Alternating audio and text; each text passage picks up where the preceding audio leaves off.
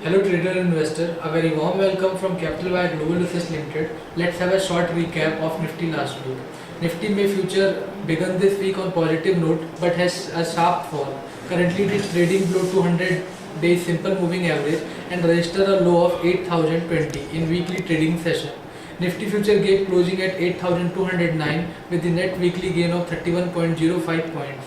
Major event to look out for the upcoming week are result of PSU banks like Bank of Baroda, Syndicate, UCO and other companies like Adani Power, Adani Enterprises, Havells, Dr. Reddy, etc.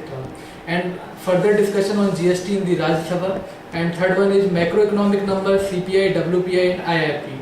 In near term, we may see some positive move index with the crossing of its immediate resistance level of 8400. If it manages to sustain above this, then it may surge till the level of 8800. While major support for the Nifty future is at 8000. With the breach of this level, it can test the next crucial support mark of 7800.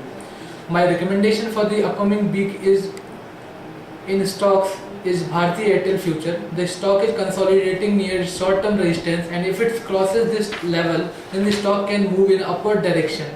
Therefore, trader can enter into a long position above 402 with the stop loss of 390 and target of 420 and 430. Now for commodity we move to Sachin. Thank you, Lakshmikant. Dear traders, in the commodity market, I have picked two good opportunities for the next week. The first one is gold. MCX gold June future is looking bullish on the charts and sustaining on higher levels from the last week.